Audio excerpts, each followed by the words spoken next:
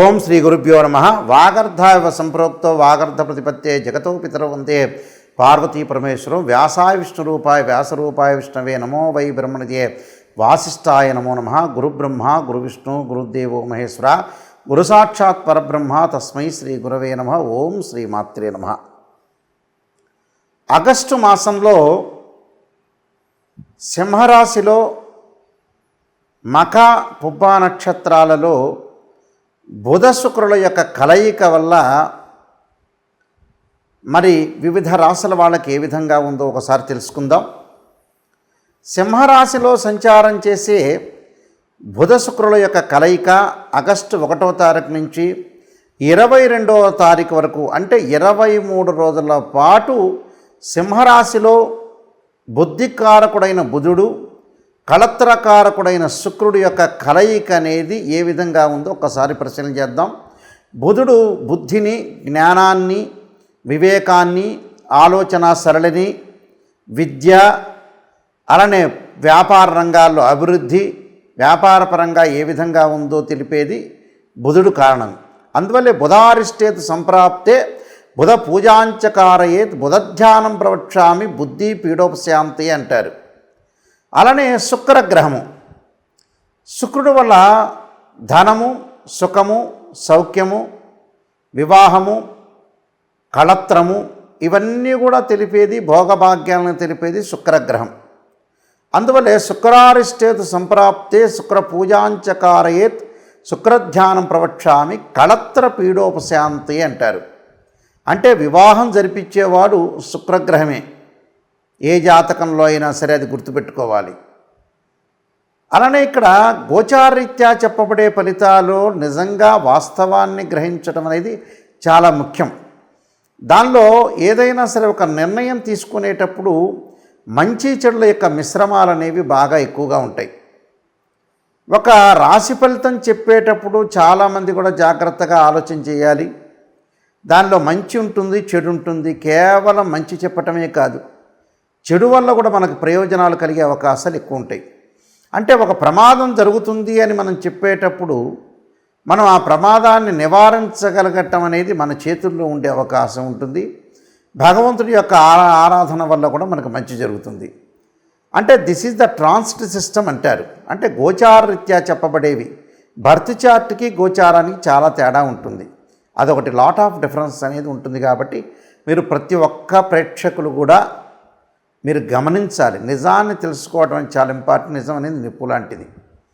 అయితే శుక్రగ్రహము ఏ రాశి నుంచి బాగుంటుంది, ఏ రాశి నుంచి బాగలేదో ముందుగా చూస్తే శుక్రుడు 1, 2, 4, 5, 8, 9, 11 స్థానాల్లో సుఫలితాన్ని ఇస్తాడని మనకి గోచారం తెలుపుతుంది. అంటే వాళ్ళ రాశి నుంచి మనం క్యాలిక్యులేట్ చేసుకుంటే అంటే జన్మస్థానం కానీ, ద్వితీయ స్థానం కానీ, చతుర్థ స్థానం కానీ, పంచమ స్థానం కానీ, అష్టమ స్థానం కానీ, అలానే భాగ్యస్థానం కానీ లాభస్థానంలో ఉంటే సుఫలితాన్ని ఇస్తాడు. మిగతా వాటిల్లో ఉంటే చెడు ఫలితాలను ఇచ్చే అవకాశం అనేది ఒకటి ఉంటుందని మనకి తెలుస్తుంది. అలాగే బుధగ్రహము 2 అంటే ఆ రాశి నుంచి 2, 4, 6, 11 స్థానాల్లో ఉంటే సుఫలితాన్ని ఇస్తాడు. అంటే ద్వితీయంలో, చతుర్థంలో, షష్టమంలో, లాభంలో ఉంటే మాత్రమే శుభాన్ని ఇస్తాడు. మిగతా స్థానాల్లో మిశ్రమైన ఫలితాలు, మిగతా స్థానాల్లో చెడు ఫలితాలు ఇచ్చే అవకాశాలు ఖచ్చితంగా ఉంటాయి. అంటే వీళ్ళకి ఏ విధంగా ఉండబోతుందో ఒక్కసారి ప్రతి రాశిని కూడా మనం చూసుకునేటట్లయితే ఏ రాశుల వాళ్ళకి సింహరాశిలో 23 రోజుల పాటు సంచారం చేయటం వల్ల మధ్యలో ఒక 3-4 రోజుల పాటు కూడా ఇక్కడ ఏ విధంగా ఉండబోతుంది అంటే 3-4 రోజుల పాటు కూడా బుధుడు కొంత వక్రారంభం అనేది ఒకటి ఉంటుంది. అలానే ఈ జాతకపరంగా ఈ గోచారరీత్యా ఏ విధంగా ఉండబోతుందో ఒకసారి మనం పరిశీలన చేసుకోవాలి. చేసుకుంటే ప్రతి రాశి యొక్క విషయాన్ని మనం కూలంకషంగా తెలుసుకున్నట్టుగా అవుతాం. కాబట్టి ఇవన్నీ కూడా మనం తెలుసుకొని ముందుకు వెళ్తే దాని యొక్క పరిహారాలు చేసుకొని మనం ముందుకు వెళ్ళామనుకోండి మీకు మంచి జరిగే అవకాశం అనేది ఖచ్చితంగా ఉంటుంది. వృశ్చిక రాశి వాళ్ళకి దశమ స్థానంలో బుధ శుక్రుల యొక్క కలయిక వల్ల ఎలాంటి ఫలితాలు చూడబోతున్నారో చూస్తే ముఖ్యంగా బుధుడు వల్ల కొంత అలసత్వము, కీర్తి విషయంలో ఎవరితో పడితే వాళ్ళతో మాట్లాడకుండా ఉండాలి. కొంత భోజనం అనే సమయానికి చేయాలి. ఆరోగ్యం పట్ల శ్రద్ధ పెట్టాలి. ప్రశాంతత విషయంలో కూడా కొద్దిపాటి ప్రశాంతత ఉంటుంది కాబట్టి దాన్ని పెంచుకునే ప్రయత్నం చేయాలి. దశమ స్థానంలో ఏదైతే శుక్రుని వల్ల వస్తువులు కింద పట్టడం, వస్తువులు కరెక్ట్గా తీసుకోలేకపోవటం, షాపులోకి వెళ్ళి అనవసరమైన వస్తువులు తీసుకోవటం, అది ఉపయోగకరంగా లేకపోవటం, అలాంటి బలహీనతలు ఏర్పడే అవకాశాలు ఉంటాయి. స్త్రీ సుఖము, ఉద్యోగ భద్రత కూడా అవసరం.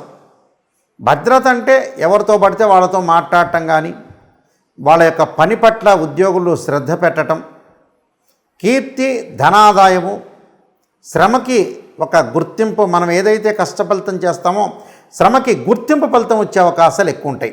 ప్రయాణాల వల్ల లాభం, వ్యవహార సాఫల్యత అంటే మనం ఏదైతే వ్యవహారం చేస్తుంటామో దానికి సఫలీకృతమయ్యే అవకాశాలు ఉంటాయి. అలానే పెండింగ్ ప్రాజెక్టులన్నీ కూడా పూర్తి కావటం, అనుకున్న పనులన్నీ కూడా జరగటం, శారీరకంగా సుఖాన్ని అనుభవించటం, కంటి నిండా నిద్రపోవటం, అలానే ఆరోగ్యం పట్ల శ్రద్ధ, అధికారుల యొక్క సందర్శనం, అధికారులతో కలయిక, వాళ్ళతో ముందుకు వెళ్ళటం సంపూర్ణమైన ఆనందం ఇచ్చే అవకాశాలు ఎక్కువగా ఉంటాయి. అంటే బంధుమిత్రులతో మటుకు కొంత వైరం లభించే అవకాశం, అంటే మిత్రులు ఉంటారు, బంధువులు ఉంటారు, ఏదో లేనిపోని ఇవన్నీ కూడా తగాదలు పెట్టే మనుషులు ఉంటారు.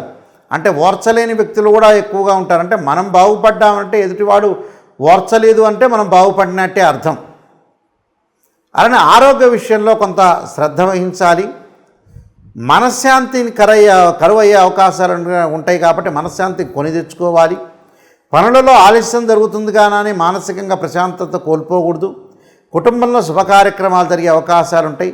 విద్యార్థులకు మంచి ఉత్తీర్ణత, ఏకాగ్రత, చదువు పట్ల ఆసక్తి పెరగటం, స్త్రీలకు ఉన్నతమైన అభిప్రాయాలు కలిగి మంచి చేయాలని ఒక ఆలోచన అనేది ముందుకు వెళ్ళటం, శారీరక సుఖము, సంఘంలో గౌరవ మర్యాదలు, శత్రువుల వల్ల నష్టం కలగకుండా చూసుకోవాలి. దుష్టులను చూసి దూరంగా ఉండాలంట, దుష్టుల్ని చూసి వాళ్ళని డబ్బు ఇచ్చేనే వదిలించుకోవాలి. మంచి ఉత్తీర్ణత సాధించే అవకాశాలు ఉంటాయి. స్త్రీలు వాళ్ళ ఇంటిలో కుటుంబ సభ్యులతోటి, భర్తతో కాకుండా మిగతా వాళ్ళతో కొంత కలహం రాకుండా కొంత కాపాడుకొని ముందుకు వెళ్ళాలి. అంటే విఘ్నం లేకుండా ఉండటానికి, జాప్యం జరగకుండా ఉండటానికి మనం కొన్ని పరిహారాలు చేసుకొని ముందుకు వెళ్ళటం వల్ల కూడా మన జరిగే అవకాశాలు ఉంటాయి. విదేశాలకు వెళ్ళే అవకాశాలు బాగా ఎక్కువగా ఉంటాయి వీళ్ళకి. అంటే వివాహ ప్రయత్నాలు సఫలీకృతం కావటం, మంచి ప్రవర్తన కలిగిన అబ్బాయి కానీ మంచి ప్రవర్తన కలిగిన అమ్మాయి కలిసే అవకాశాలు బాగా ఎక్కువ ఉంటాయి ఈ రాశి వాళ్ళకి. అనుకున్న పనులన్నీ కూడా సాఫల్యత, నూతన వ్యాపారాలు ప్రారంభం చేయొచ్చు, ఉన్న వ్యాపారాన్ని కొనసాగించవచ్చు, వ్యాపారంలో వస్తువులు కూడా పెట్టచ్చు. ఉద్యోగస్తులకు ప్రమోషన్లు జరిగే అవకాశాలు ఉంటాయి. అధికారుల యొక్క మన్ననలు, అలానే ప్రతి పనిలో కూడా ఆటంకం లేకుండా జరుగుతాయి. అలా సంతానం వల్ల కూడా లాభాలు కలిగే అవకాశాలు ఎక్కువ ఉంటాయి. సంతానం లేని వారికి కూడా సంతానం కలిగే అవకాశాలు ఎక్కువగా ఉంటాయి. నేను చెప్పిన నియమాలన్నీ కూడా పాటించండి, మీకు మంచి సుఫలితాలు జరిగే అవకాశం అనేది ఉంటుంది. అయితే ఈ రాశి వాళ్ళందరూ కూడా నేను చెప్పినట్టుగా కొన్ని ప్రత్యేకంగా శాస్త్రీయ పదంలో ఉండే రెమెడీస్ మాత్రమే పాటించడం ఎప్పుడు కూడా మంచిదే. అశాస్త్రీయంలో ఉండే ఏదైతే రెమెడీస్ వల్ల పెద్దగా అనుకూలంగా ఉండదు. అది ఎలాంటి అనుకూలం చెందుతుందో మనం చాలా జాగ్రత్తగా గమనించి ముందుకు వెళ్ళాలి. శాస్త్రీయ పదంలో ఉండే స్తోత్ర పారాయణాలు కానీ ఏ వారం ఏమి చేయాలనేది చూడాలి. ఈ రాశి వాళ్ళందరూ కూడా నేను చెప్పినట్టుగా మనకి 23 రోజుల పాటు బుధ శుక్రుల యొక్క కలయిక వల్ల మనం మంచి జరగాలని ఆశించాలి. చెడు ఫలితాలను నివారించడానికి స్తోత్ర పారాయణ చేయాలి. అంటే కనీసం మనం ఒకరోజు ఒక 10 నిమిషాలు భగవంతుడికి కేటాయించాలి. ప్రతిరోజు కూడా మనం ఆఫీస్కి వెళ్ళేటప్పుడు కానీ, ఒక వ్యాపారం చేసేటప్పుడు కానీ, అందరూ కూడా ఒక రాజకీయ నాయకులే కాదు, సినిమా యాక్టర్సే కాదు, చిరు వ్యాపారులు ఉండొచ్చు, పెద్ద పారిశ్రామికవేత్తలు ఉండొచ్చు, గవర్నమెంట్ ఎంప్లాయీలు ఆర్ ప్రైవేట్ సెక్టార్లో ఉండే ఎంప్లాయీస్ ఉండొచ్చు. అది ఏ విధంగా చేయాలి? ప్రతిరోజు కూడా మనం చెప్పినట్టుగా అంటే 23 రోజుల కాలంలో సోమవారం రోజున ప్రత్యేకంగా ఆదిశంకరాచార్య విరచితమైన శ్రీ కనకధారా స్తోత్ర పారాయణం చేయాలి. రెండవ సోమవారం అంటే ఆగస్టులోనే రెండవ సోమవారం రోజున ఓం నమఃశివాయ పంచాక్షరి 21 సార్లు కానీ, 27 కానీ, 54 కానీ, 108 సార్లు కానీ చేయటం. ఇంకొక సోమవారం వచ్చే రుద్రగాయత్రి మంత్రాన్ని, తత్పురుషాయ విద్యే మహాదేవాయ ధీమహి తన్నో రుద్ర ప్రచోదయాత్ అనే మంత్రాన్ని అలానే శివకవచ స్తోత్ర పారాయణం చేయటం చాలా మంచిది. తదుపరి మంగళవారం రోజున కార్తవీర్యార్జునుడి యొక్క మంత్రము, అలానే శ్రీ ప్రజ్ఞా వివర్ధన కార్తికేయ స్తోత్ర పారాయణం చేయాలి. అంటే శ్రీ ప్రజ్ఞా వివర్ధన అంటే కార్తికేయ స్తోత్ర పారాయణం చేయటం మంచిది మంగళవారం పూట. అది ఉదయం చేయొచ్చు, మీకు కుదరకపోతే సాయంత్రం కాలం స్నానం చేసి ప్రదోష కాలంలో కూడా చేయొచ్చు. అలానే బుధవారం రోజున శ్రీ గణేష ద్వాదశనామ స్తోత్ర పారాయణం చేయొచ్చు. అలానే గణపతిని ఆరాధన చేయటం అనేది మంచిది. అంటే వక్రతుండ మహాకాయ కోటి సూర్య సమప్రభ నిర్విఘ్నం కురుమే దేవ సర్వకార్యేషు సర్వదాని మంత్రాన్ని తత్పురుషాయ విద్యే వక్రతుండాయ ధీమే తన్నోదంతి ప్రచోదయాత్ అనేది మంత్రాన్ని చదవండి. ఉదయం పూట కుదరకపోతే సాయంకాలంలో కూడా చదవచ్చు. ఇది బుధవారం రోజున చేయాల్సింది. గురువారం రోజున దత్తాత్రేయ స్వామి యొక్క స్తోత్రాన్ని, దత్త కవచాన్ని చదవటం మంచిది. అలానే శుక్రవారం రోజున ప్రాతకాలం కానీ ప్రదోషకాల సమయంలో కానీ శ్రీ గౌరీ దశక స్తోత్ర పారాయణం చేయటం, గౌరీ దేవత ఆరాధన చేయటం, శ్రీ త్రిపుర సుందరి స్తోత్ర పారాయణం చేయటం చాలా మంచిది. ఇది శుక్రవారం రోజున చేయాలి. శనివారం రోజున వచ్చేటప్పటికల్లా లక్ష్మీ నరసింహస్వామి పంచరత్న స్తోత్ర పారాయణం కానీ లేకపోతే విష్ణు సహస్రనామ పారాయణం కానీ ఉదయం కానీ సాయంత్రం కానీ చేయొచ్చు. ఆదివారం రోజున వచ్చేటప్పటికల్లా జగన్నాథ అష్టక స్తోత్ర పారాయణం చేయండి.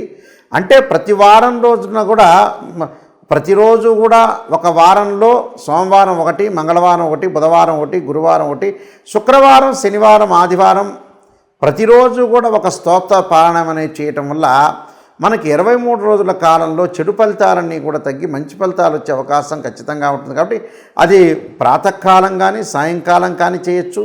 ఒక వారం కుదరకపోతే మరొక సోమవారం చేయొచ్చు, మరొక మంగళవారం చేయొచ్చు, మరొక బుధవారం చేయటం వల్ల మీకు మంచి జరిగే అవకాశం అనేది ఖచ్చితంగా ఉంటుంది. ఇవన్నీ కూడా శాస్త్రీయ పరంగా ఉండే రెమెడీసే. కానీ మనకి ఏదైతే మంచి జరగాలంటే మంచి స్తోత్ర పారాయణాలు చేయటం వల్ల కూడా ఆ నెలలో మంచి జరిగే అవకాశం ఖచ్చితంగా ఉంటుంది.